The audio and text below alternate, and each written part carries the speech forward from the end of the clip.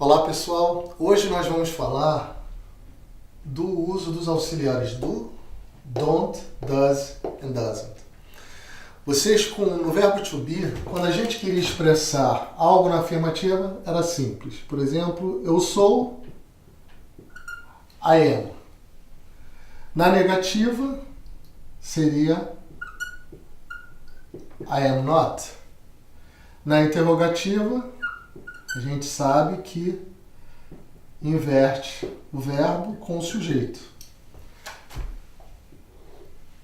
Quando nós formos usar os verbos que pedem um auxiliar, essa mecânica muda. Então, por exemplo, vamos usar o verbo trabalhar. Eu trabalho. I work. Mas se eu quiser colocar na negativa, eu não vou usar a mecânica do to be. Por quê? Eu não posso usar simplesmente o not. Aí já entra o auxiliar don't. I don't work.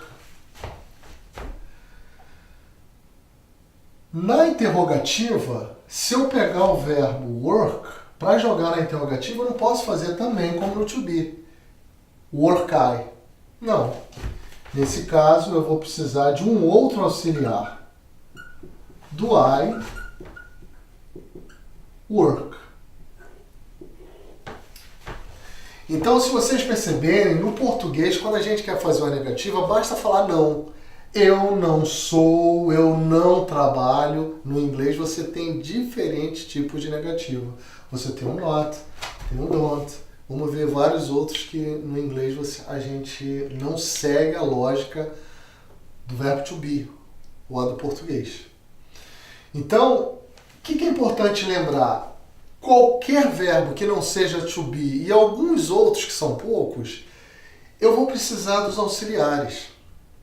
Aí vocês devem estar pensando, e o que é esse does e o doesn't? A diferença vai ser que quando eu trabalho com a terceira pessoa, ou seja, ele, ela, it, eu vou usar o does e o doesn't. Por exemplo, ela trabalha. Esse é o único momento no inglês em que a conjugação de verbos se torna um pouquinho mais complexo, mas nada se compara ao português. Porque aqui nós vemos só temos duas conjugações. Para o I, you, we, they, e uma diferente para o he, she, it. Então, por exemplo, ela trabalha, she works. Na afirmativa vai haver a diferença porque a terceira pessoa geralmente pede s, ies ou es se já tiver. Por exemplo, take, que tem mini e, só colocar um s e o finalzinho fica es, só acrescentando o s ali. Mas se eu colocar na negativa, e tem uma regra que diz o seguinte, toda vez que um auxiliar é usado, o verbo volta para a sua forma original. O que significa isso? Qual é a forma original? Quando eu falo she works, eu estou falando do verbo trabalhar, que é work. Qual é a forma original dele? Work.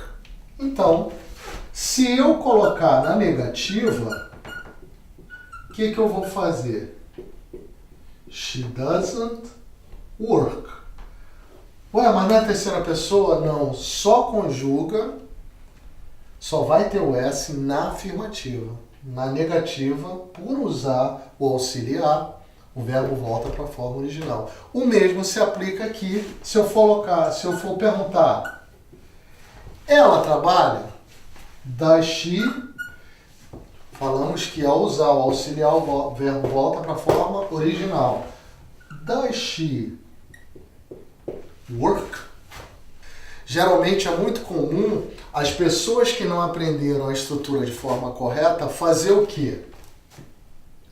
Ela, quando quer botar na negativa, eu não trabalho, é muito comum falar I am not work. Isso está errado, porque nós aprendemos que o verbo to be é somente ser, estar. Ou seja, se não for ser, estar e não for poder, outros verbos que nós vamos ver mais adiante, há uma chance de que você vai ter na negativa que usar o auxiliar ou na interrogativa. Isso aí é regra, pessoal, não tem como fugir disso. Ou seja, tem que se aprender a regra. Para a terceira pessoa, nós temos auxiliares diferentes na pergunta e na negativa.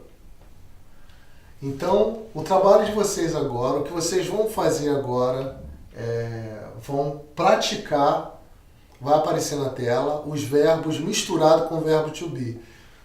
Na interrogativa, na negativa, mas é importante que primeiro vocês gravem um determinado número de verbos para poder praticar. Nós vamos colocar uma listinha aqui na tela para vocês se familiarizarem, e vão ser pedidos frases com esses verbos. Lembrem-se, respeitem. O que você tem que atentar? Que na negativa eu vou usar o don't ou doesn't, aí você tem que estar atento para ver se é terceira pessoa ou não. E na interrogativa vai ser o do e o does. Então prestem atenção a isso, vão aparecer as frases, você vai ter um tempinho para fazer essa frase na negativa ou na interrogativa. Mas somente prática. Um outro